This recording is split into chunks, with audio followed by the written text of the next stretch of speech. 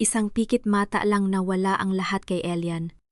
Habang siya ay nakakulong sa dilim, ang asawang si Bianca ay maligayang nakakapit sa bisig ng iba. Bulag ka na, wala ka ng silbi? Sigaw ng kataksilan. Ngunit hindi nila alam, ang dilim ay naglaho na. Sa likod ng itim na salamin, bukas ang kanyang mga mata para sa isang matinding paghihigan.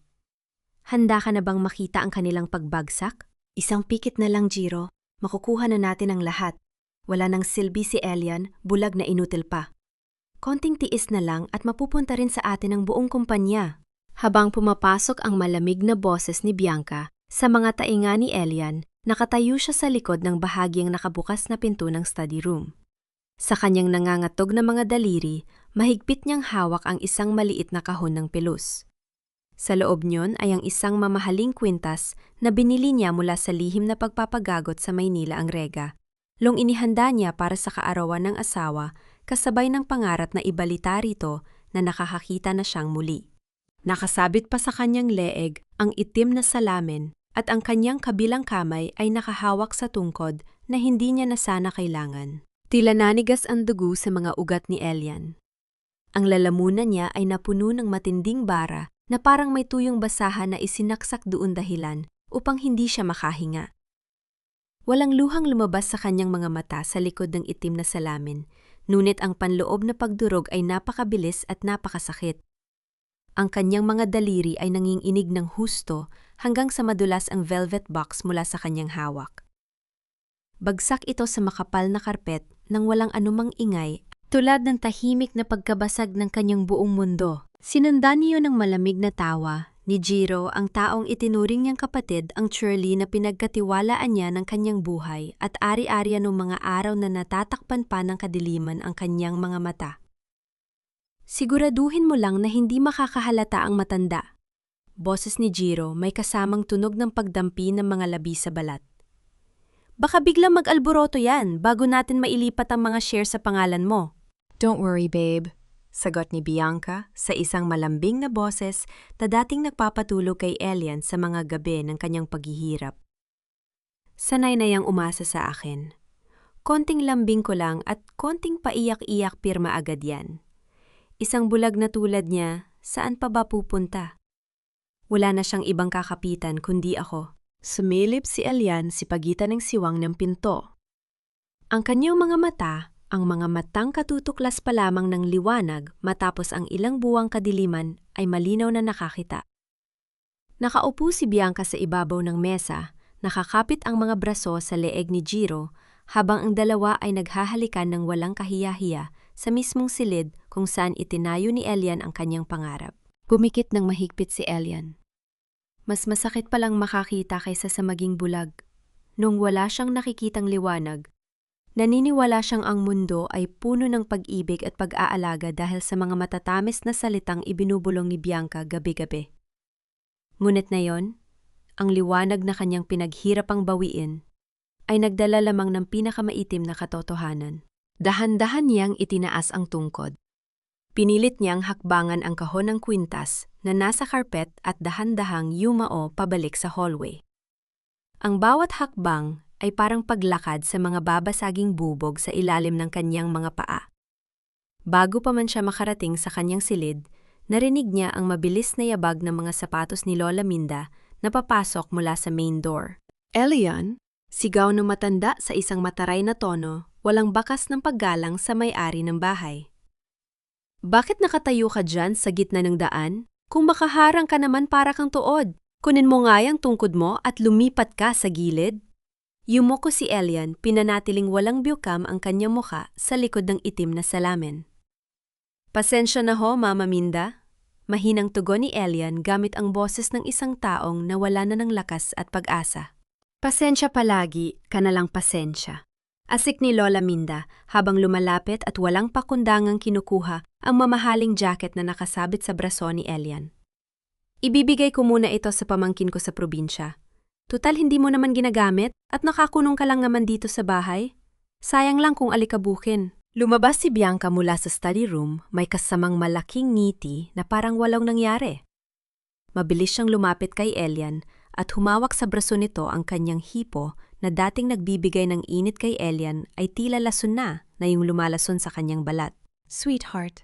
Malambing na saad ni Bianca habang iniaayos ang kwelyo ng barong ni Elian. Kanina ka pa ba riyan? Nag-alala ako sa'yo.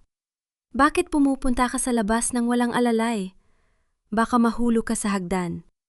Alam mo namang kapag nawala ka, hindi ko kakayanin. Tinitigan ni Elian ang mukha ni Bianca mula sa likod ng kanyang itim na lens. Nakikita niya ang magandang mukha ng asawa, ang makapal na makeup at ang mga matang puno ng kapaimbabawan at kasakiman. Nagpahangil lang ako, Bianca. Malamig na sagot ni Elian.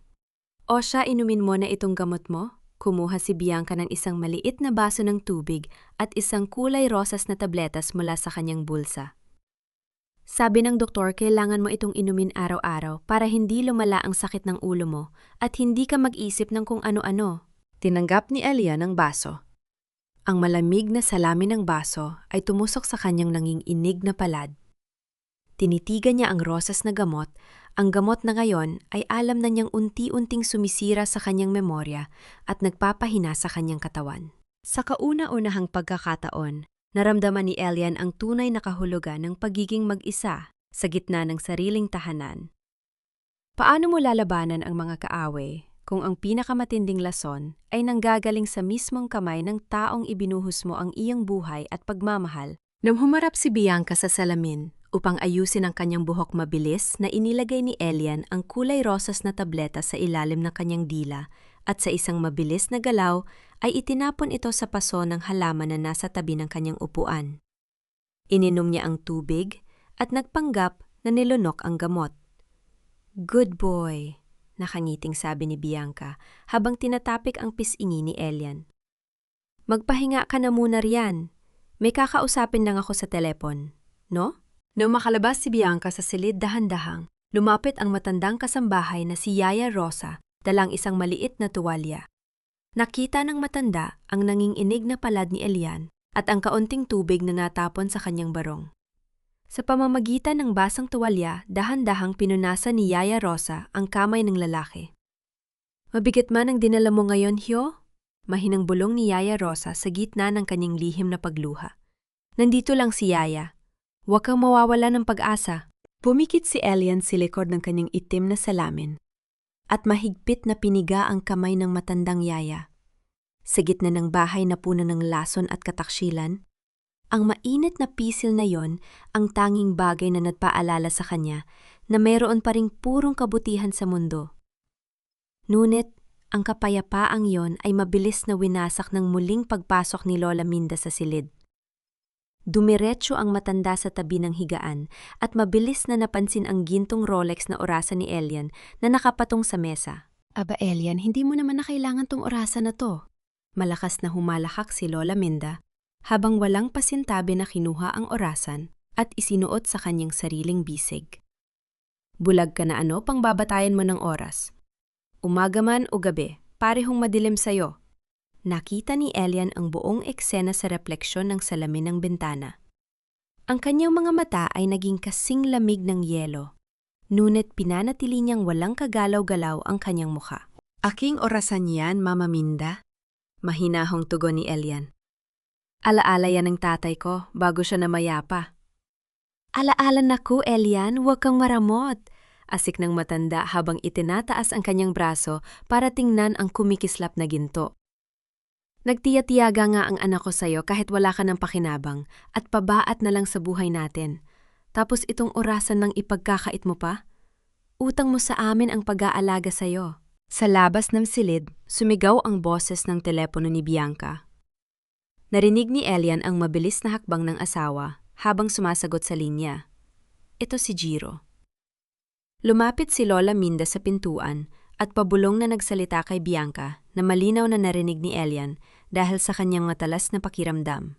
"Siguraduhin mong mapapirma mo na yung bulag na yan ngayon," utos na matanda sa anak. "Baka bumalik pa yung yata na si Carmela mula sa Maynila at maging sagabal pa sa atin. Nabalitaan ko nagtatanong-tanong pa yung babaeng yun sa ospital kung kumusta na si Elian." "Manahimik ka nga, Ma," mabilis na pabulong na sagot ni Bianca. "Wala nang pera yan si Carmela. Isang mahirap na yan lang yon, hindi yan makakalapit kay Elian habang hawak ko ang bahay na to. Tumigil ang tibok ng puso ni Elian sa pangalang iyon. Carmela, ang simpleng Yars na nag-alaga sa kanya sa ospital ang babaeng may pinakamalambot na boses na nagtanggol sa kanya noon mga gabi ng kanyang matinding sakit. Bakit takot sina Bianca sa pangalan nito? Anong lihim ang itinatago nila tungkol kay Carmela? Bilisan mo, Bianca. Sigaw ng boses ni Jiro mula sa earpiece ng telpon o na naririnig pa rin ni Elian. Kumpirmado na ang meeting sa board na yung Biyernes. Kailangan na natin ang deed of assignment bago makatunog ang abogado ng mga Vergara. Mabilis na pumasok si Bianca sa silid, dala ang isang makapal na hanay ng mga papeles na amoy bagong imprenta.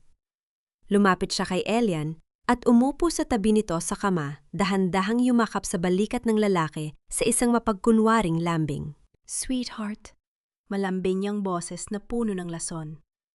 May pinalitan lang yung abogado natin sa mga dokumento ng kumpanya para sa insurance mo at sa medical fund natin para sa pagpapagagot ng mata mo sa ibang bansa. Inilapag ni Bianca ang makapal na papeles sa mesa sa harap ni Elian. Kinuha niya ang mamahaling bulpen mula sa kanyang bag at pilit na isinuksok ang malamig na bakal nito sa pagitan ng mga daliri ni Elian. Pumirma ka na rito ha? Pabulong na sabi ni Bianca habang ang kanyang kabilang kamay ay dahan-dahang humahap sa leeg ni Elian. Para masigurado nating ligtas ang hinaharap natin, inilagay ni Bianca ang kamay ni Elian sa ibabaw ng papel.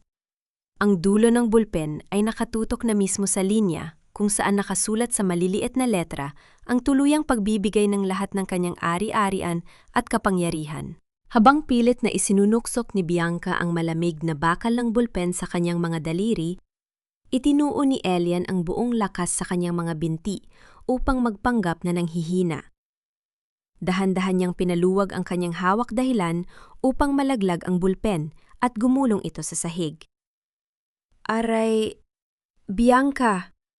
Daing ni Elian habang napawak sa kanyang ulo at idinidikit ang kabilang kamay sa kanyang dibdib. Sumasakit na naman ang ulo ko. Parang umiikot ang buong silid. Huminga ng malalim si Bianca sa matinding inis, ngunit pilit nitong pinapakalma ang kanyang boses. Sweetheart, sandali lang to. Isang pirma lang. Matatapos na tayo para makapagpahinga ka na. Hindi ko kayang humawak ng bulpen, Bianca. Pabulong at paos na sagot ni Elian habang dahan-dahang isinusandal ang kanyang balikat sa headboard ng kama. Nangangatog ang kamay ko. Pakiusap bukas na lang. Narinig ni Elian ang matinding pagsinghal ni Lola Minda sa likod ni Bianca. Agad na kinuha ng asawa ang mga papeles mula sa mesa halatang galit na galit. Ngunit nagtitimpi lamang dahil sa takot na baka tuluyang atakihin si Elian at masira ang kanilang plano sa mga investor. Fine. Bukas ng umaga dapat mapirmahan mo to, Elian. Naiinis na sabi ni Bianca bago padabog na isinarado ang mabigat na pintuan ng silid. Nang makasigurado si Elian na wala na ang dalawa sa hallway, dahan-dahan siyang tumayo mula sa kama. Inalis niya ang itim na salamin at itinuon ang paningin sa bintana. Sa kaibuturan ng kanyang alaala, bumalik ang kanyang isip noong 5 buwan na ang nakalilipas sa ospital, ang mga araw na bagong opera ang kanyang mga mata at nakakulong siya sa walang katapusang sakit at takot. Sa gitna ng mga gabing yon, may isang boses na hindi kailanman naging magaspang, si Carmela. Ang simpleng Yars na buong tiyagang humahawak sa kanyang kamay kapag hindi siya makatulog sa matinding kirot. Ang boses nitong umaawit ng lumang oyayi upang payapain ang kanyang nagwawalang damdamin. Ngunit bago pa man siya makalabas ng ospital, bigla na lamang itong nawala ng walang paalam. Isinuwat uli ni Elian ang kanyang salamin at dahan-dahang lumabas sa lihim na pintuan sa likod ng hardin. Doon ay naghihintay na ang kanyang matapat na driver na si Mang Ben, nakahanda ang lumang kotse na hindi kapansin-pansin. Handa na ho ang sasakyan, Sir Elian? Pabulong na sabi ni Mang Ben ang tanging taong nakakaalam ng kanyang lihim. Nagbiyahe sila patungo sa isang mahirap at mataong komunidad sa Sampaloc, Maynila. Huminto ang sasakyan sa tapat ng isang maliit at lumang klinika, Mula sa loob ng kotse na may maitim na salamin nakita ni Elian ang babaeng pamilyar sa kanyang puso. Si Carmela Reyes. Nakasuot ng simpleng puting kasuotan, nakatali ang buhok, ngunit ang kanyang muka ay naglalabas ng isang purong liwanag na malayo sa kapaimbabawan ng mga taong nasa mansyon ni Elian. Nakaupo si Carmela sa isang kahoy na bangko habang nag-aalaga ng isang batang may sakit. Dahan-dahang kumuha si Carmela ng basang tila at maingat na pinunasan ang pawis sa noo ng bata. Habang ginagawa yon, dahan-dahan siyang nag-uusal ng parehong oyayi ang awit na nagligtas kay Elian sa kadiliman ng kanyang isip noong mga nakaraang buwan. Napahawak si Elian sa kanyang dibdib. Ang pagkakaibang ito sa pagitan ng masangsang na kasakiman ni Bianca at ng tapat na pagkalinga ni Carmela ay nagdala ng mainit na luha sa kanyang mga mata sa likod ng itim na lens. Mula sa loob ng klinika, isang 4 na taong gulang na batang lalaki ang tumakbo patungo kay Carmela. Hawak ang isagsirang laruan. "Mama Carmela, tumingin ka! Naayos ko na yung gulong!" Masayang sigaw ng bata. Lumuhod si Carmela at pinalitan ng halik ang pisingi ng bata. "Ang galing naman ng Leo ko. O pumasok ka muna sa loob at magpahinga, ha?" Nakatitig si Elian sa bata. "Mama Carmela Leo, sino ang ama ng batang ito? May asawa na ba si Carmela? Bakit siya umalis sa ospital nang walang paalam nung mga panahong yon?" Habang nakatitig si Elian sa tahimik na eksenang yon, isang itim na sasakyan na may makapal na tint ang biglang huminto sa mismong tapat ng entrance ng maliit na klinika, humaharang sa daan. Bumaba mula sa sasakyan ang 2 malalaking lalaki na nakaitim na baro. Mabilis na nakilala ni Elian ang isa sa kanila ang personang nga tauhan at paboritong tagapagtanggol ni Jiro. Mabilis na naglakad ang mga lalaki patungo sa mesa ni Carmela, dahilan upang mapatayo ang babae sa matinding kaba. Sa loob ng kotse mahigpit na napahawak si Elian sa kanyang tungkod, habang ang kanyang dugo ay mabilis na uminit sa galit. Nang tiangkain ng tauhan ni Jiro na hawakan ang braso ni Carmela sa harap ng klinika, mabilis na bumaba si Mang Ben mula sa sasakyan kasama ang 2 lihim na security guard na inupahan ni Elian. Pinalibutan nila ang mga tauhan ni Jiro at maingat na inilayo ang mga ito. "Huwag kayong manggulo rito." Malamig na banta ng security guard. Nasa ilalim ng legal na review ang lupang ito. Dahil sa gulat sa mabilis na pagdating ng mga bantay, napaatras ang tauhan ni Jiro, ngunit nag-iwan ng banta habang nakaturo kay Carmela. "Babalik kami. Bayaran mo ang utang ng klinika na to kung ayaw mo magibatong bulok ninyong gusali." Naiwang nanginginig si Carmela habang mahigpit na yakap ang batang si Leo. Mula sa loob ng kotse, napakuyom ang palad ni Elian sa kanyang tungkod, habang ang kanyang dugo ay mabilis na uminit sa galit. "Jiro? Pati ang lugar na nagbibigay ng buhay sa mga mahihirap, gagamitin mo para sa kasakiman mo." Umalis ang sasakyan ni Elian at dumiretso sa isang lihim at pribadong silid sa isang tanyag na hotel sa Makati. Doon ay naghihintay ang matagal na niyang abogada at matapat na tagapayo na si Ate Ramos. Nang makapasok si Elian sa silid, dahan-dahan niyang inalis ang kanyang itim na salamin. Tumayo siya ng diretsyo, walang tungkod, at diretsong tumingin sa mga mata ng abogado. Napatigya si Ate Ramos sa kanyang paglakad, nanlaki ang mga mata sa matinding gulat. "Elian, nakakakita ka na. Paano?" "Ate Ramos?" Mahinahon, ngunit mabilis na boses ni Elian, puno ng otoridad. "Huwag kang maingay. Kailangan kong malaman kung gaano nakalalim ang pagnanakaw ni Bianca at Jiro sa aking kumpanya." Huminga ng malalim si Ate Ramos bago inilabas ang ilang confidential na dokumento. "Nalaman ko na pinalalabas ni Jiro na bumabagsak ang stocks ng Vergara Group. Ginagamit nila ang proxy signature ni Bianca para ilipat ang mga ari-arian sa mga shell accounts sa abroad." Malamig na ngumiti si Elian, isang ngiting walang bakas ng awa. "Gusto nilang pumirma ako ng deed of assignment bukas. Gagawin natin yon, Ate Ramos. Pero palitan mo ang mga gitnang pahina ng dokumento. Isama mo ang kasunduan sa diborsyo dahil sa kataksilan at ang kumpletong pagbawi sa lahat ng ari-arian at kapangyarihan na ibinigay ko kay Bianca." Napatangong abogado habang nakangiti ng bahagya. Dahil hindi nagbabasa si Bianca at nakadepende lang sa ihahanda ni Jiro, siya mismo ang pipirma sa sarili niyang pagbagsak. Siguraduhin mong walang makakahalata, dagdag ni Elian. At may isa pa akong ipagagawa sa'yo. Inilabas ni Elian ang isang mamahaling sobre. Bayaran mo ang buong naitatalang utang ng klinika sa Sampaloc gamit ang aking personal na pondo, Ati Ramos. Gawin mong anonymong donasyon mula sa Vergara Foundation at siguraduhin mong may 2 lihim na bantay kay Carmela at sa bata araw at gabi. Habang nagsasalita si Elian, dahan-dahan niyang inilabas mula sa kanyang bulsa ang isang maliit na pilak na rosaryo, ang rosaryong naiwan ni Carmela sa kanyang silid sa ospital noong mga buwan ng kanyang kadiliman. Dahan-dahan niyang hinaplos ang pilak na krus gamit ang kanyang hinlalaki. Bakit interesado si Jiro na gibain ang maliit na klinikang yon sa Sampaloc? Tanong ni Elian habang nakatingin sa malayo. May iba pa ba siyang itinuturo roon? Alamin ko, Elian. Sagot ni Ati Ramos. Pero kailangan mo nang makabalik sa mansyon bago makatunog si Bianca.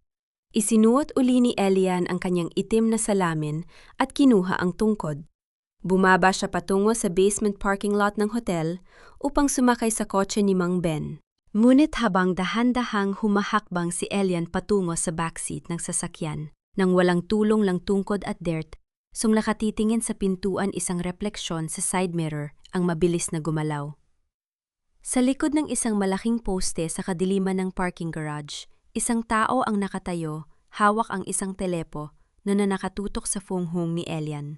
Mabilis na nakabalik si Elian sa mansyon sa tulong ng maingat na pagmamaneho ni Mang Ben. Bago pa man siya bumaba ng sasakyan, mabilis niyang isinuot ang kanyang itim na salamin at kinuha ang tungkod. Sir Elian? Mahinang bulong ni Mang Ben mula sa driver's seat. May nakasubaybay ho ba sa atin sa hotel parking?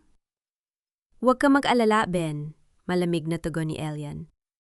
Kung sino man ang kumuha ng litra, to nakatatak na sa utak ko ang bawat hakbang nila. Ipagpatuloy lang natin ang palabas. Dahan-dahang pumasok si Elian sa mansyon, ibinabagsak ang dulo ng kanyang tungkod sa marbol na sahig upang lumihan ang tunog ng isang taong nangangapa sa kadiliman. Naglakad siya patungo sa kanyang study room. Nang dahan-dahan niyang itulak ang pintuan ng silid, nakita ng kanyang mga mata sa likod ng itim na salamin si Jiro.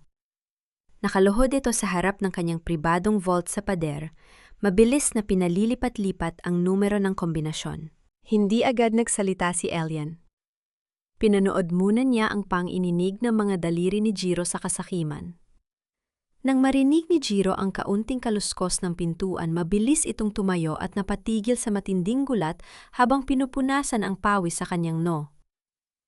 Ikinasa ni Elian ang kanyang tungkod sa sahig at nagpanggap na nagugulumihanan. Sino yan, Bianca Yaya Rosa? Huminga ng malalim si Jiro sa matinding ginhawa nang maunawa ang bulag pa rin ang nakatayo sa kanyang harap. Inayos nito ang kanyang kwelyo at pilit na kumuha ng mahinahong tono. Elian, ako to si Jiro. Mabilis nitong pagsisinungaling habang lumalapit. Check ko lang yung cabinet mo para sa mga lumang dokumento na hinahanap ni Bianca para sa kumpanya. Nagpanggap si Elian na natapilok ng kaunti at itinuro ang isang maliit na latsi sa ilalim ng kanyang mesa. Jiro, wala dyan ang mga papeles ng kumpanya. Narito sa ibabang latsi.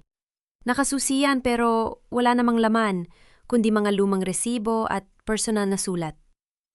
Nangiti si Jiro sa kanyang sarili, buong-buong naniniwala na napaka-uto-uto at walang kaalam-alam si Elian. Ganun ba? Salamat, Elian. Ako na ang mag-aayos nito. Magpahinga ka na lang. Inabot ni Elian ang kanyang kamay at dahan-dahang tinapik ang balikat ni Jiro. Salamat, Jiro, mahinang sabi ni Elian habang ang kanyang labi ay gumawa ng isang malamig at lihim na ngiti sa ilalim ng kanyang itim na salamin. Mabuti na lang at nandyan ka. Paano na lang ako kung wala ka at si Bianca? Walang kaimbi-imbik si Jiro sa matinding pang-e-insulto ng sitwasyon habang buong-buo ang tiwala nitong hawak nila ang kapalaran ng lalaki. Sa sandaling yon, pumasok si Bianca sa study room, dala ang isang makapal na folder na kulay bughaw. Hindi alam ni Bianca at Jiro na ang mga gitnang pahina ng folder na yon ay naipalitan na ng paralegal ni Ate Ramos sa tulong ng isang matapat na kalihim sa opisina. Sweetheart, Malambing na boses ni Bianca habang lumalapit kay Elian. Dumating na yung huling draft ng kontrata para sa restructuring ng mga ari-ariya natin. Ito na yung sinasabi ko sa'yo para hindi ka na maabala sa mga bayarin sa ospital at sa kumpanya. Nagpalitan ng mabilis na tingin sina Bianca at Giro, kapwa may kumikislap na kasakiman sa mga mata. Inilapag ni Bianca ang makapal na papeles sa mesa. Kinuha niya ang mamahaling ballpen at pilit na isinunoksyok sa mga daliri ni Elian habang iniaalayan ang kamay nito patungo sa ibabang bahagi ng papel.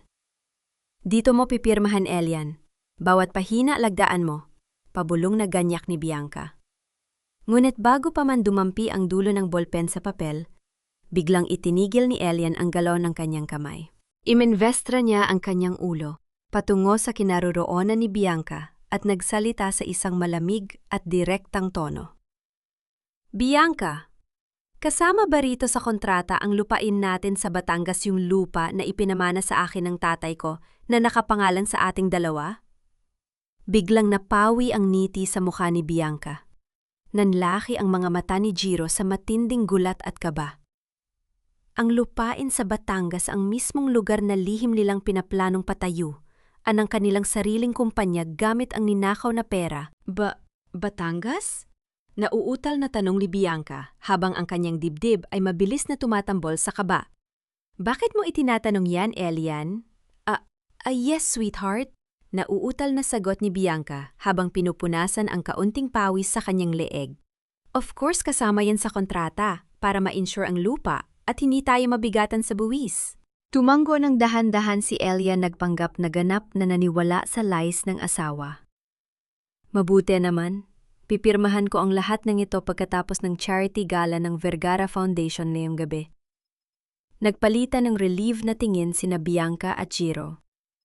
Sige ako, na muna ang maghahawak ng papeles habang naghahanda tayo para sa gala. Mabilis na sabi ni Bianca. Kagabi rin, iyon ginanap ang taunang charity gala ng kumpanya sa isang marangyang hotel sa BGC. Nakasuot si Elian ng isang eleganteng itim na suit, nakasabit ang itim na salamin sa kanyang muka habang inaalayan ni Mang Ben.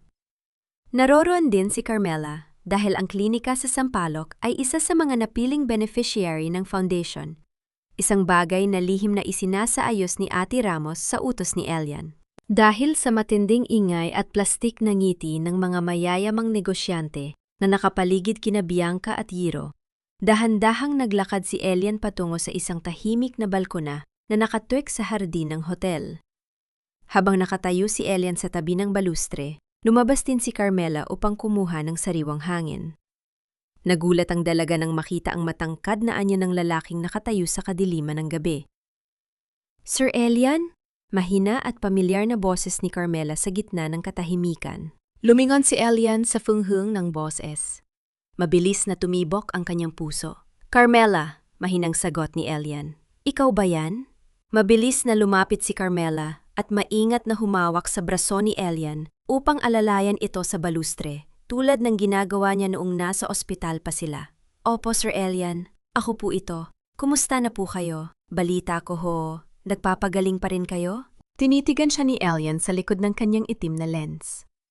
Sa ilalim ng liwanag ng buwan, malinaw na nakikita ni Elian ang magandang mukha ng dalaga, ang mga matang puno ng tunay na pag-aalala na kailanman ay hindi ipinakita ni Bianca. Dahan-dahang itinataas ni Elian ang kanyang libreng kamay at inilagay ang kanyang mga daliri sa pisngi ni Carmela. Gusto lang kitang maalala, Carmela. Pabulong na sabi ni Elian, habang ang kanyang hinlalaki ay dahan-dahang gumagalaw sa malambot na balat ng dalaga. Ang mukha ng taong nagbigay sa akin ng pag-asa noong mga gabing madilim ang buhay ko. Napatigil ang paghinga ni Carmela. Tumibok ng mabilis ang kanyang dibdib sa matinding emosyon. Ang hipo ng mga daliri ni Elian ay mainit-maingat at puno ng damdamin. Sa kabila ng itim na salamin, naramdaman ni Carmela na parang nakatitig si Elian ng diretso sa kanyang kaluluwa. Ngunit, ang romantikong sandaling yon ay mabilis na naunsamin nang marinig ang mabilis na yabag ng matataas na sapatos ni Bianca na papalapit sa balkona. Elian, where are you boses ni Bianca mula sa loob ng bulwagan. Nataranta si Carmela. Nandyan po ang misis ninyo, kailangan ko na pong umalis. Maingat na itinulak ni Elian si Carmela sa likod ng isang malaking haliging marbol na nababalutan ng mga halaman. Lumabas si Bianca sa balkona, hawak ang isang baso ng champagne. Sweetheart, kanina pa kita hinahanap sa loob. Pinag-uusapan ka na ng mga investors natin. Inilagay ni Elian ang kanyang kamay sa tungkod, nagpanggap na malamig at walang alam. Nagpahangin lang ako, Bianca. Habang lumalapit si Bianca kay Elian, naramdaman ng kanyang sapatos ang isang malambot na bagay sa sahig. Isang puting panyo na may bordang inisyal na CR sa sulok. Yumoko si Bianca at kinuha ang panyo. Tinitigan niya ang mga inisyal at ang kanyang mga mata ay mabilis na napuno ng matinding paghihinala. Kaninong panyo to, CR? Galit na tanong ni Bianca habang nakatitig sa dilim sa likod ng haligi. Mabilis na sinagot ni Elian ang paghihinala ni Bianca habang nakatayo sa balkona. Akin yang panyo, Bianca. Ibinigay sa akin niya ng dating nurse ko sa ospital na si Clara Ramos CR. Nagamit ko kanina noong nairita ang mata ko. Napasimangot si Bianca at walang pakundangan na itinapon ng panyo sa basurahan sa tabi ng pinto. Kahit kailan talaga nagtatabi ka ng basahan, pilit ning inakay si Elian pabalik sa loob ng bulwagan dahilan upang makatakas ng ligtas si Carmela mula sa likod ng haligi. Kinaumagahan, habang nasa opisina sina Bianca at Giro, nag-imbita ang ina ni Bianca na si Lola Minda ng kanyang mga kaibigang matapobre, sina Doña Charing at Doña Sol, sa mansyon ni Elian. Tingnan ninyo, amigas. Ipinagmamayabang ni Lola Minda habang itinuturo ang malaking chandelier sa sala. Napakaganda ng mansyon na to. Ako na ang nagpapatakbo ng lahat dito dahil inutil na ang menor sa buhay na si Elian. Nakaupo si Elian sa isang sulok ng sala, nakatungo ang ulo at hawak ang kanyang tungkod. Upang ipahiya si Elian sa harap ng kanyang mga bisita, malakas na sumigaw si Lola Minda. Elian, tumayo ka, dyan sa kinaroroonan mo at ipagtimpla mo kami ng mainit na kape. Bilisan mo at bisita ko tong mga donya. Napakunot ang no ni Doña Charing. Aba Minda, di ba bulag yung bayaw mo? Baka mabuhos yung kape sa akin. Tumatawa ng malakas at may halong panggigipit si Lola Minda. Huwag kayong mag-alala. Sanay na yan na ginagawang utusan dito sa bahay. Tumayo si Elian, pinanatiling mahinahon ang kanyang sarili at naglakad patungo sa kusina. Pagkaraan ng ilang minuto, lumabas siya, dala ang isang tray na may 3 tasa ng kumukulong kape. Naglakad si Elian ng maayos patungo sa mesa ng mga bisita. Biglang tinitigan ni Doña Sol ang mga paa ni Elian at nagsalita sa isang naghihinalang tono. Minda, tingnan mo nga si Elian. Bakit parang napakadiretso ng lakad niya na hindi kumakapa ang tungkod niya sa mga mesa at upuan? Parang nakakakikita. Mabilis na tumibok ang puso ni Elian. Naghihinala sila upang agad na sirain ang kanilang hinala. Koe na itinapilok ni Elian ang kanyang paa sa gilid ng karpet at itagilid ang hawak na tray. Ang kumukulong kape ay direktang nabuhos sa kanyang sariling kaliwang kamay at bisig na pasigaw si Elian sa matinding kirot habang ang mga tasa ay nabasag sa sahig. Napasipol sa gulat sina Doña Charing. Malakas na humalahak si Lola Minda sa matinding kasamaan. Kita nyo na, tanga talaga at bulag walang silbi. Sa halip na tulungan ang nasaktang si Elian, itinapon ni Lola Minda ang isang lumang basahan sa dibdib ng lalaki. Ano ba yan? Isang simpleng kape lang. Ibubuhos mo pa? Sige, lumuhod ka dyan sa sahig at punasan mo yang natapon. Bilisan mo! Lumuhod si Elian sa malamig na sahig ang kanyang kaliwang. Kamay ay namumula at kumikirot sa paso habang pinupunasan ang natapon na kape sa gitna ng tawanan ni na Lola Minda. Pagkaalis ng mga bisita, mabilis na dinala ni Yaya Rosa si Elian sa kusina at nilagyan ng yelo at gamot ang nasunog nitong kamay. Umiiyak ang matandang kasambahay habang nanginginig ang mga kamay. Diyos ko, Sir Elian, bakit niyo ginawa yon? Pabulong na hagulhol ni Yaya Rosa. Napakasama ng matandang yan, lalapastanganin ka sa sarili mong bahay. Tinitigan siya ni Elian sa likod ng itim na salamin, ang kanyang mga mata ay puno ng malamig na determinasyon. Hayaan mo sila, Yaya Rosa. Konting tiis na lang. Bawat patak ng kape at bawat tawa nila ngayon, pabalang nitong babayaran sa kanila. Hindi nila alam ang isa sa mga kasamang dalaga ni Doña Charing ay lihim na kumuha ng video gamit ang cellphone habang pinaiiyak at pinapapanilbihan ni Lola Minda si Elian sa sahig. Sa gitna ng katahimikan, biglang sumabog ang pintuan ng mansyon. Pumasok si Bianca, namumutla ang muka at hawak ang kanyang telpo o sa matinding kaba. Masigaw ni Bianca habang nanginginig ang boses. Tumawag ang bangko may nagtatangkang mag-withdraw ng 50 milyong piso mula sa main account ni Elian at ang pirma sa authorization letter, pirma ni Jiro. Sa loob ng study room nagkaroon ng matinding pagtatalo sina Bianca at Jiro matapos ang tawag mula sa bangko. Jiro, what is the meaning of this? Galit na sigaw ni Bianca habang nakaturo ang daliri sa dibdib ng lalaki. Bakit mag-withdraw ka ng 50 milyong piso mula sa account ni Elian nang hindi ko nalalaman?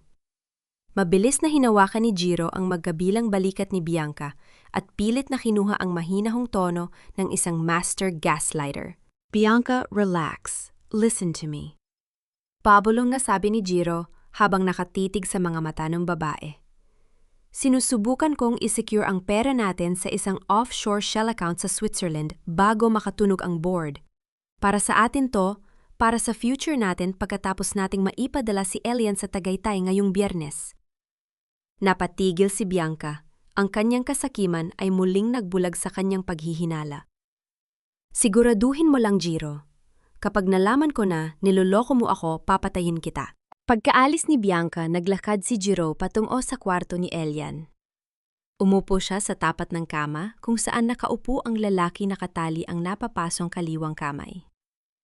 Elian, magaling na pagpapanggap ni Jiro sa isang malungkot na boses. May kailangan akong ipatapat sa'yo tungkol sa aksidente mo nung 1 taon. Inayos ni Elian ang kanyang itim na salamin, pilit na itinago ang matinding pagkasuklam sa boses ng dating kaibigan. Ano yun, Jiro? Nagsinungaling si Jiro nang walang kukurap-kurap. Nalaman ko kasi na yung nurse na si Carmela, siya pala ang nagbenta ng kinaroroonan mo sa mga kalaban mo sa negosyo, kaya ka na-ambush. Kaya nga siya mabilis na umalis sa ospital nung makakita ka kasi nakuha na niya ang bayad sa kanya. Kumuyom ang palad ni Elian sa loob ng kanyang kumot. Napakagaling mong mag-imbento ng kwento, Jiro. Hindi mo lang ako ninakawan, pilit mo pang ginagawa ng kasalanan ng iisang taong nagligtas sa aking buhay. Nagpanggap si Elian na nawasak ang loob. Talaga, Jiro, si Carmela. Akala ko pa naman mabuti siyang tao. Ngumiti ng patago si Jiro. Kaya huwag ka na magtiwala sa kahit kanino, Elian. Kami lang ni Bianca ang totoong nagmamahal at nagproprotekta sa'yo. Mula sa kabila ng lungsod, dumatag si Carmela sa opisina ng Vergara Foundation sa Makati. Matapos makatanggap ng opisyal na sulat na nagpapatunay na ang 3 milyong pisong utang ng klinika sa Sampaloc ay ganap nang nabayaran ng isang anonymong donor. Kinausap ni Carmela ang kalihim sa front desk. Gusto ko po sanang pasalamatan ng personal ang taong nagbigay ng donasyon sa klinika namin. Umiling ang kalihim. Nako, Miss Carmela, mahigpit pong bili ng donor na panatilihing anonimo ang kanyang pangalan. Habang naglalahad si Carmela sa hallway, patungo sa labasan na daanan niya ang isang saradong executive elevator. Sa loob ng elevator na yon ay nakatayo si Elian kasama si Ate Ramos. Sa pamamagitan ng maliit na siwang ng salamin ng pinto, nakita ni Elian ang dahan-dahang paglakad ng dalaga. Inilagay ni Elian ang kanyang kamay sa bulsa at mahigpit na hinawakan ang maliit na kahoy na rosaryo na ibinigay sa kanya ni Carmela noong nasa ospital pa siya. Pumikit siya at nag-usal ng tahimik na panalangin para sa kaligtasan ng dalaga. Nang makalabas si Carmela sa gusali, sa ilalim ng sikat ng araw, biglang sumigaw ang boses ng kanyang tilpono, isang hindi kilalang numero. Kanoa ni Carmela ang tawag. Hello? Sino po ito? Isang binagong boses ng babae ang mabilis na nagsalita sa kabilang linya. Carmela, huwag kang magtitiwala sa pamilya Vergara. Si Elian, Nasa malaking panganib ang buhay niya sa loob ng mansyon na yon. Kung gusto mo siyang iligtas, pumunta ka sa stockholders meeting ngayong Biyernes. Napatigil ang paghinga ni Carmela sa matinding kaba. Ano? Sino ka? Anong mangyayari kay Sir Elian? Ngunit mabilis na naputol ang linya ng telpono. Bumuhos ang malakas na ulan sa buong Maynila, dahilan upang maging madilim at malamig ang mga kalsada ng Sampaloc. Sa tulong ni Mang Ben, nakarating si Elian sa tapat ng maliit na bahay ni Carmela.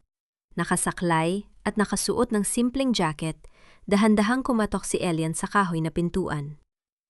Nang buksan ni Carmela ang pinto, napatakip siya sa kanyang bibig sa matinding gulat. Sir Elian? Dahil sa basang-basa ang damit ni Elian at walang kasamang alalay, mabilis siyang inakay ni Carmela, pumasok sa loob ng kanyang maliit at simpleng tahanan. Diyos ko, Sir Elian, bakit po kayo nandito ng mag-isa sa gitna ng malakas na ulan? Nag-aalalang tanong ni Carmela habang mabilis na kumuha ng malinis na tuwalya. Nasaan po ang alalay ninyo? Baka po kayo magkasakit? Maingat na pinunasan ni Carmela ang basang muka at balikat ni Elian. Naramdaman ng lalaki ang malambot at mainit na kamay ng dalaga sa kanyang balat.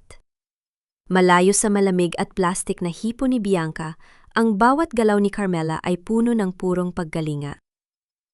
Nangangamba lang ako, Carmela, mahinang boses ni Elian habang nakatingin sa fanghong ng dalaga. Gusto lang kitang makita bago ang araw ng bukas. Kumuha si Carmela ng isang mangkok ng mainit na sopas mula sa kalan at inihain ito sa mesa. Inumin niyo muna ito pang painit ng tiyan. Habang kumakain si Elian, lumabas mula sa silid ang 4 na taong gulang na si Leo Cuscos, ang mga matang bagong gising. Mama, sino po siya? Tanong ng bata. Nang iti si Carmela. Leo siya, si Tito Elian. Yung ikinukwento ko sa'yo na mabait na tao nung nasa ospital si Mama. Lumapit ang bata sa upuan ni Elian at tinitigan ang itim na salamin ng lalaki. Dahan-dahang inabot ng bata ang kanyang maliit na kamay at mahigpit na hinawakan ang hinlalaki ni Elian. Tito Elian, bulag ka po ba? Tanong ng bata sa isang inosenteng boses. Huwag ka nang malungkot ha, ako na lang ang magiging mata mo. Sana ikaw na lang ang papa ko para hindi na kami aaway ng mga masasamang tao. Naparatang ang lalamunan ni Elian. Ang mga salita ng bata ay tumusok ng malalim sa kanyang puso. Lumuhod siya at maingat na niyakap ang maliit na bata sa kanyang dibdib. Sa kauna-unahang pagkakataon naramdaman ni Elian ang init ng isang tunay na pamilya na kailanman ay hindi ipinaranas sa kanya sa mansyon. Bago umalis si Elian, mahigpit niyang hinawakan ang kamay ni Carmela sa tabi ng pintuan. Carmela, may hihilingin ako sa'yo, mahinang sabi ni Elian. Pumunta ka bukas sa stockholders meeting ng Vergara Group sa BGC, sa Grand Ballroom alas 9 ng umaga. Nagtaka si Carmela habang naaalala ang lihim na tawag na natanggap niya kanina. Sir Elian, hindi po ako nababagay sa ganong lugar ng mga mayayaman. At saka, may tumawag po sa akin kanina sinabing nasa malaking panganib daw kayo. Madiyang pinigan ni Elian ang kamay ng dalaga upang magbigay ng kapanatagan. Huwag kang matakot. Kailangan kita roon, Carmela. Ikaw ang magiging saksi sa muling paglitaw ng liwanag sa buhay ko. Tinitigan ni Carmela ang salamin ni Elian, naramdaman ang matinding timbang ng mga salita ng lalaki at dahan-dahang tumango. Umalis si Elian at sumakay sa kotse ni Mang Ben na naghihintay sa madilim na eskinita. Ngunit habang umaandar ang sasakyan isang itim na van na nakaparada sa kabila ng kalsada, ang dahan-dahang nagbaba ng bintana. Isang litratista na inupahan upang magmanman ang mabilis na kumuha ng sulod-sulod na litrato kay Elian habang pumapasok ito sa kotse sa labas ng mahirap na komunidad. Ang lihim na liwanag mula sa lens ng camera ay mabilis na lumabas at nawala sa kadiliman ng maulang gabi. Umaga ng araw ng stockholders meeting, maagang pumasok si Bianca sa study room ni Elian, nakasuot ng isang mamahaling pulang dress na may kasamang matayog na kumpiyansa. Sweetheart, gising ka na pala? Malambing na boses ni Bianca habang iniaayos ang mga papel sa mesa. Ngayon na ang stockholders meeting. Kailangan na nating tapusin tong pagpirma para maayos na ang lahat at hindi ka na maabala. Umupo si Elian sa kanyang upuan, nakasabit ang itim na salamin at nagpanggap na napakahina at pagod na pagod. Sigurado ka ba, Bianca, na para sa ika, bubuti natin ito? Tanong ni Elian sa isang mahina at nanginginig na boses. Hinaplos ni Bianca ang balikat ng lalaki sa isang pabalat bunga na pagkalinga. Of course, Elian. Para sa tinto. Ako na ang bahala sa kumpanya habang nagpapagaling ka sa bagong rest house na inihanda namin para sa'yo sa Tagaytay. Inilapapi ni Bianca ang makapal na hanay ng mga papeles sa mesa. Hindi alam ni Bianca na ang mga gitnang pahina na pinalitan ng grupo ni Ate Ramos ay naglalaman ng mabilis na petisyon para sa diborsyo dahil sa kataksilan ng asawa. Ganap na pagbawi sa lahat ng proxy shares ari-arian at kapangyarihang ipinagkaloob kay Bianca. Pag-amin sa lahat ng pananagutang legal sa anumang hindi autorisadong pagkuha ng pera sa kumpanya. Inakay ni Bianca ang kamay ni Elian. Nagpanggap si Elian na nanginginig ang mga daliri at pumirma ng isang malabo at magulong lagda. Pagkatapos inilipat ni Bianca ang papel sa linya ng pirma para sa proxy manager, basta na lamang inilagay ni Bianca ang kanyang buong lagda sa ibaba ng pahina nang hindi nagbabasa kahit isang linya na maliliit na letra. Bianca Ledesma Vergara. Nang matuyo ang tinta, mabilis na kinuha ni Bianca ang mga papel at tumakbo patungo kay Giro, na naghihintay sa tabi ng pinto. Nakuha rin natin? Pabulong na sigaw ni Bianca habang nakikipag-apir at yumayakap kay Giro. Tumawa ng patago si Giro. Galing mo talaga, babe. Hawak na natin ang buong Vergara Group. Mumiti ng nakakairita si Bianca. Ayan, handa na rin ang van papuntang Tagaytay. Pagkatapos ng stockholders meeting, ipadala nyo na yung bulag na yan sa pasilidad. Huwag nyo nang palabasin kahit kailan. Mabilis silang lumabas ng silid, nagtatawanan sa kanilang akalang tagumpay. Sa likod ng lalagyan ng bulpen sa mesa, isang napakamaliit na pulang ilaw ang patuloy na kumukurap isang lihim na camera at audio recorder na inilagay ni Elian ang kumukuha ng buong kaganapan at ang mismong pagpirma sa video. Tumayo si Elian mula sa kanyang upuan. Inalis niya ang kanyang itim na salamin. Tinitigan niya ang kanyang kaliwang kamay. Sa kanyang daliri ay nakasuot pa rin ang gintong wedding ring. Sa gitna ng malamig na katahimikan, dahan-dahan niyang hinubad ang singsing mula sa kanyang daliri. Walang bakas ng galit sa kanyang muka, kundi isang ganap na paglaya. Dahan-dahan niyang inihulog ang singsing sa loob ng isang madilim na drawer at formal na isinarado ito. Pagkalipas ng ilang minuto, dalawang magkaibang sasakyan ang pumarada sa labas ng mansyon. Sumakay sina Bianca at Giro sa isang mamahaling itim na Mercedes mabilis na patungo sa Vergara Tower sa BGC para sa stockholders meeting. Samantala, dalawang malaking lalaki na inupahan ni Giro ang pilit na inakay ang bulag na si Elian patungo sa isang hiwalay na itim na SUV. Saan tayo pupunta? Nagpanggap na tanong ni Elian habang pumapasok sa sasakyan. Sa Tagaytay ho, Sir Elian. Utos po ni Ma'am Bianca. Malamig na sagot ng driver habang isinarado ang pinto at pinatakbo ang sasakyan sa kabaliktarang punghong. Ang dahan-dahang pag-ikot ng mga gulong ng dalawang magkaibang sasakyan sa kalsada ay tuluyang naghihiwalay sa kanila sa kadiliman ng umaga. Sa gitna ng biyahe patungong Tagaytay, dalawang itim na SUV na pagmamay-ari ng security team ni Ate Ramos ang mabilis na humarang sa kalsada, dahilan upang mapahinto ang driver ni Giro. Nataranta ang driver habang mabilis na pinalibutan ng mga guard ang sasakyan. Inalis nila ang susi at binuksan ang pintuan sa likod. Lumabas si Elian mula sa SUV. Sa kauna-unahang pagkakataon sa harap ng mga tao, inalis niya ang kanyang itim na salamin at itinapon ang kanyang tungkod sa sahig ng kalsada. Pumasok si Elian sa isang pribadong lounge sa BGC kung saan naghihintay si Ate Ramos. Dala ang isang mamahaling charcoal black suit. Isinuot ni Elian ang suit, inayos ang kanyang kwelyo sa harap ng salamin at inayos ang kanyang buhok. Ang kanyang mga mata ay maliwanag matalas at puno ng matinding awtoridad, isang tunay na billionaire chairman na nagbalik mula sa abono. Handa na ang lahat sa boardroom, Elian? Nakangiting balita ni Ate Ramos. Tinitigan ni Elian ang kanyang sarili refleksyon. Oras na para tapusin ang palabas.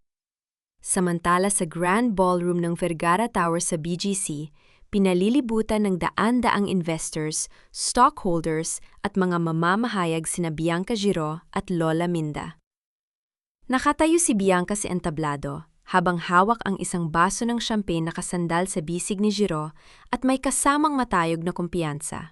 Opo, ipinagmamayabang ni Lola Minda sa mga reporter sa ibaba. Dahil hindi na kaya ng aking bulag na bayaw na si Elia ng aking magandang anak na si Bianca na ang bagong CEO at chairman ng Vergara Group. Pabulong na nagsalita si Giro kay Bianca. Wala nang makakapigil sa atin, Bianca. Nasa biyahe na papuntang Tagaytay yung bulag na yon. Sa ibaba ng gusali sa malaking lobby ng Vergara Tower, dumating si Carmela nakasuot ng isang simpleng damit, hawak ang kanyang bag sa matinding kaba at pag-aalinlangan. Habang bumababa si Lola Minda sa escalator upang salubungin ang isang VIP na bisita, mabilis nitong napansin si Carmela na nakatayo sa tabi ng reception desk. Uminit ang ulo ng matanda sa galit at mabilis na naglakad patungo sa dalaga. Aba ang kapal naman na mukha mong tukha ka na pumasok dito? Sigaw ni Lola Minda na naging dahilan upang maglingunan ang mga tao. Ano to, tambayan ng mga pulubi guards? Palabasin niyo tong mahirap na to? Pilit na nagpakahina si Carmela. Nandito po ako dahil may sag-imbita sa akin. Inis na itinulak ni Lola Minda ang kamay ni Carmela. Nag-imbita sino si Elia na ako? Nakakulong na sa pasilidad yung bulag na yon. Huwag ka nang mang-arap na makakapang-akyat bahay ka sa pamilya namin. Nagtaka ang mga security guard at nag-alangan na hawakan si Carmela. Sa sandaling iyon, ang matandang head of security ng gusali na si Mang Pedro ang matapat na tauhan na nakakilala pa sa ama ni Elian ay mabilis na humarang sa harap ni Carmela. Sobra na ho kayo, Maminda? Malakas na boses ni Mang Pedro. Bisita si Miss Carmela ng pamilya Vergara. Wala ho kayong karapatang idikit ang kamay ninyo sa kanya hanggat hindi tapos ang meeting. Naggalit si Lola Minda. Mga walang galang. Kapag naging CEO si Bianca, tatanggalin ko kayong lahat. Sa itaas ng gusali sa loob ng boardroom, nagsimula ng magsalita ang board secretary. We will now officially proceed to the voting for the election of Bianca Ledesma Vergara as the new CEO and chairman. Biglang bumukas ng malawak ang dalawang malaking pintuan sa likod ng boardroom. Isang mabigat, madiin at may awtoridad na tunay na mga sapatos sa marbol na sahig ang umalingaw-ngaw sa buong tahimik na bulwagan. Mabilis na naglinggunan ang lahat ng mga tao at investors patungo sa pinto. Diretso ang lakad ni Elian habang pumapasok sa boardroom mateng. Kadang paningin, walang tungkod, walang itim na salamin at naglalabas ng matinding awtoridad. Napatigil ang buong bulwagan ng mga stockholders, board members at mamamahayag sa matinding gulat.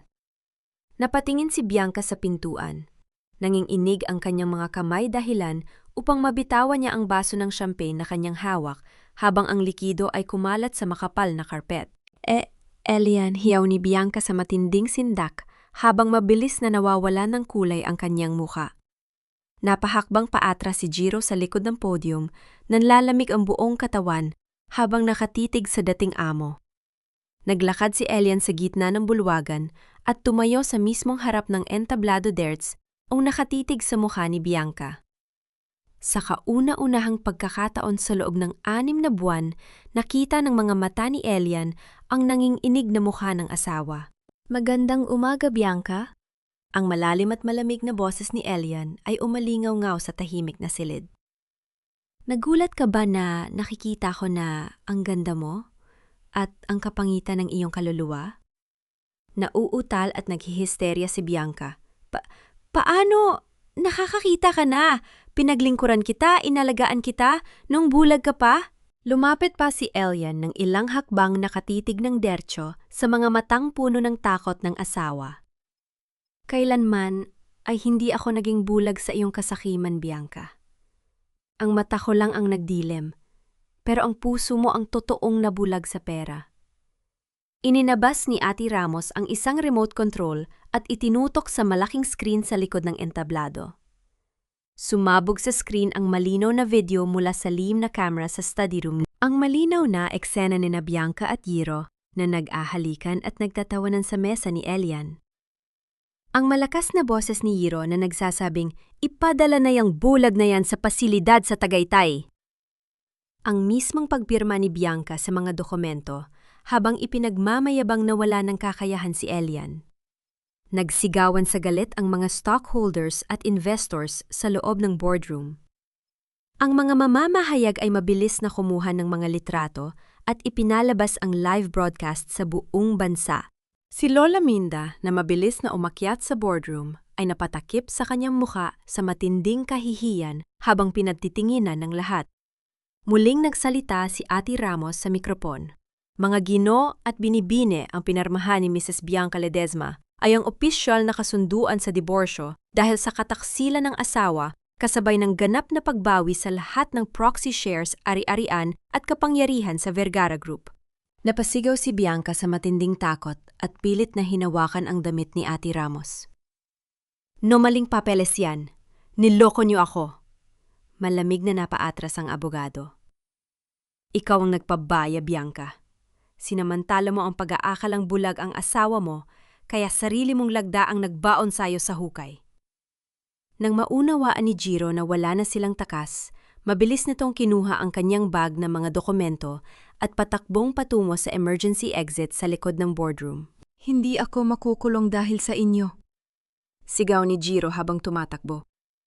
Ngunit bago pa man niya maihawak ang kanyang kamay sa pintuan, mabilis na bumukas ang pinto pabalik. 4 na opisyal ng pulisya, kasama ang chief investigator ni Ate Ramos, ang mabilis na humarang sa daan, hawak ang mga bakal na pusa sa kanilang mga kamay. "Jiro Manalo to, huli ka sa kasom ng aagaw ng lilinlang at pagnanakaw." Malamig na boses ng pulis, habang mabilis na pinalibutan ang lalaki. Isang mabilis na galaw ng opisyal ng pulisya, ang naglapat ng malamig na bakal na pusa sa mga bisig ni Jiro. Nang makita ito ni Bianca, mabilis siyang tumakbo patungo kay Jiro, umiiyak ng hysterical.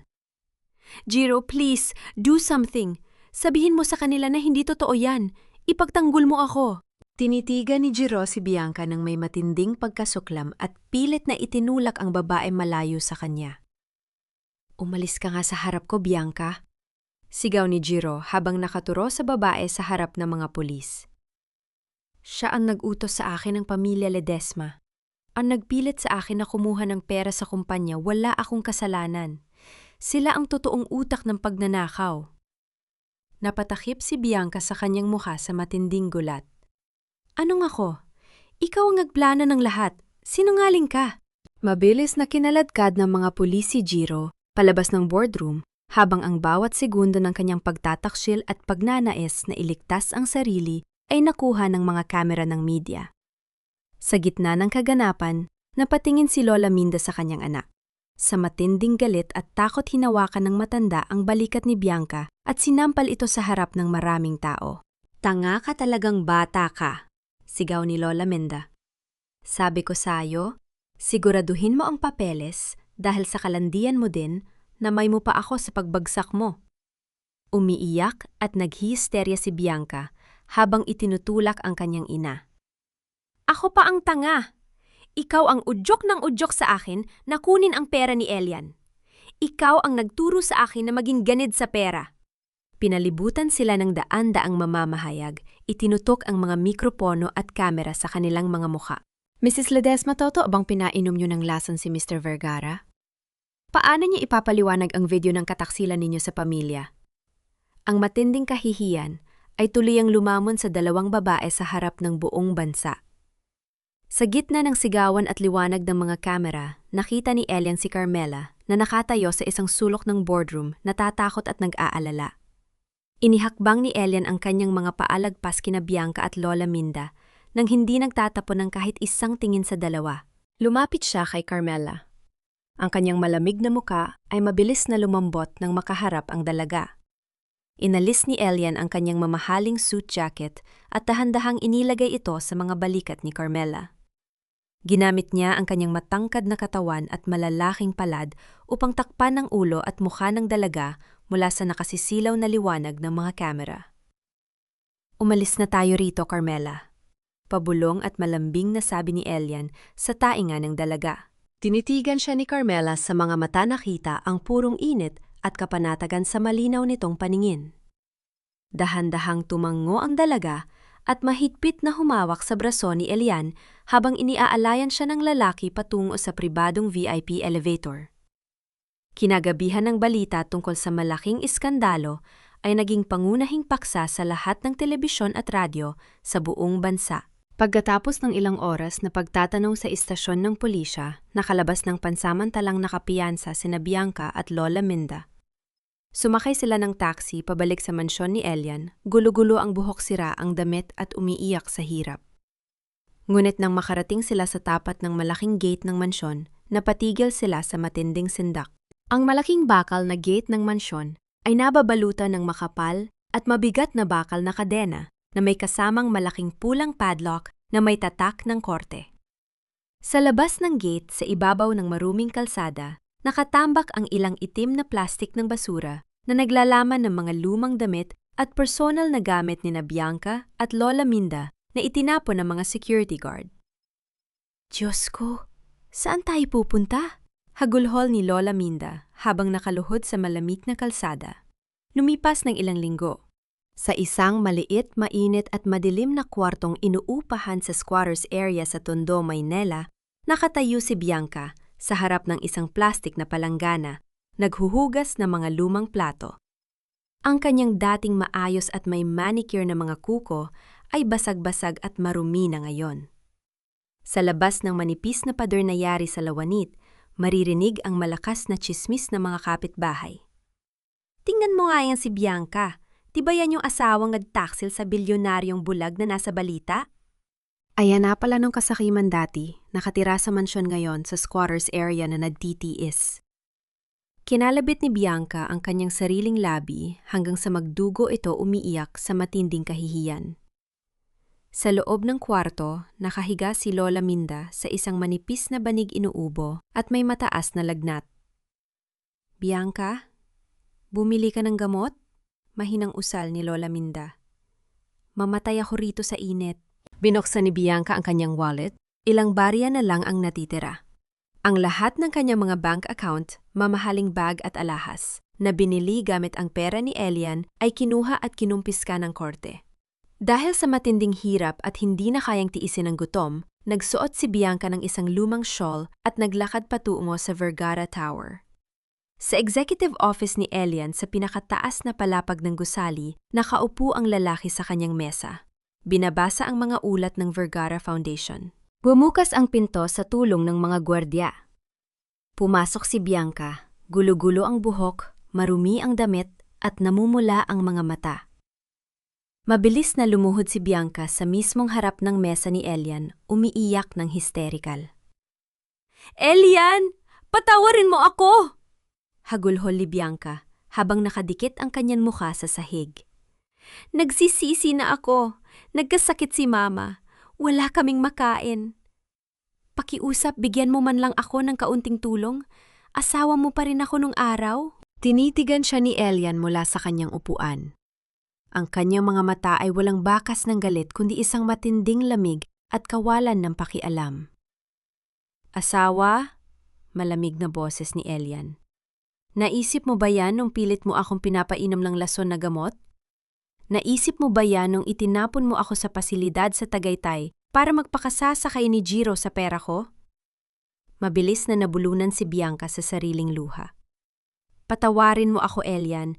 Kahit konting barya lang." Inilagay ni Elian ang kanyang kamay sa bulsa, kumuha ng isang 20 pisong barya at dahan-dahang inilagay ito sa gilid ng mesa. "Para sa pamasahe mo pabalik sa Tondo," mahinahong sabi ni Elian. "Yan lang ang natitirang halaga mo sa buhay ko, Bianca. Huwag ka nang babalik dito." Inakay ng mga guard at si Bianca patayo at inilabas siya sa gusali habang naghihisterya at sumisigaw sa matinding pagsisisi. Kinagabihan nagbiyahe si Elian patungo sa isang maganda at tahimik na rest house sa Tagaytay na napapalibutan ng mga punong pino at malamig na hangin. Nakatayo si Carmela sa hardin, nakatingin sa paglubog ng araw habang hawak ang kamay ng batang si Leo. Lumapit si Elian sa kanila. Tinitigan niya si Carmela ng may purong pagmamahal at pasasalamat. Sa gitna ng berdeng damuhan, sa ilalim ng gintong langit, dahan-dahang lumuhod si Elian sa harap ni Carmela. Hawak ang isang maliit na kahon ng pelus sa kanyang kamay. Ang dahan-dahang pagluhod ni Elian sa damuhan ay nag-iiwan ng matinding katahimikan sa buong paligid. Habang nakaluhod sa malambot na damuhan, dahan-dahang binuksan ni Elian ang maliit na kahon ng pelus. Sa loob niyon ay nakalagay ang isang simpleng pilak na singsing na may maliit na perlas sa gitna. Carmela. Ang boses ni Elian ay nanginginig sa matinding emosyon. Hindi ito mamahaling diamond ring na tulad ng mga ibinibigay ko sa aking nakaraan. Ito ay simpleng pilak lang, pero kumakatawan sa purong pagmamahal at katapatan na meron ako para sa'yo. Napatakip si Carmela sa kanyang bibig, ang mga luha ng kagalakan ay mabilis na umagos sa kanyang mga pisngi. Sir Elian, hindi po ako nababagay sa mundo ninyo, pabulong na sabi ni Carmela habang umiiling. Isang simpleng nurse lang po ako na maraming kulang sa buhay. Inabot ni Elian ang kamay ng dalaga at tinitigan ito ng may matinding pagmamahal. Huwag mong sabihin yan, Carmela, pakiusap ni Elian. Noong nakakulong ako sa dilim at pinagtataksila ng mga taong pinagkatiwalaan ko, ang boses mo at ang malambot mong kamay, ang tanging nagbigay sa akin ng dahilan para mabuhay. Ikak ang nagligtas sa akin, noong mga gabing wala akong makitang pag-asa. Inangat ni Elian ang mga kamay ni Carmela, ang mga kamay na may bakas ng sipagpagod at walang katapusang sakripisyo para sa pamilya, at dahan-dahang inilapat ang kanyang mga labi sa mga daliri ng dalaga. Patawarin mo ako kung naisama kita sa kaguluhan sa boardroom nung araw na yon, pabulong na sabi ni Elian. Gusto kong makita mo ang pormal na pagtatapos ng aking madilim na nakaraan para makapagsimula tayo ng isang malinis na hinaharap. Ikaw at si Leo. Kayo ang aking buhay. Yumakap ang 4 na taong gulang na si Leo sa leeg ni Elian habang tumatawa. Tito Elian, pumayag ka na mama. Gusto ko siya, ang papa ko. Napatawa si Carmela sa gitna ng kanyang pagluha at dahan-dahang tumanggo. Oo, Elian, tinatanggap kita mula sa kaibuturan ng aking puso. Isuot ni Elian ang simpleng pilak na singsing sa daliri ni Carmela. Tumayo siya at mahigpit na niyakap ang dalaga at ang batang si Leo sa kanyang dibdib. Ang malamig na hangin ng Tagaytay ay dahan-dahang umihip sa gitna ng mga punong pino na tila naghahatid ng kapayapaan at nag-aalis sa lahat ng sakit kataksilan at madilim na alaala ng nakaraan.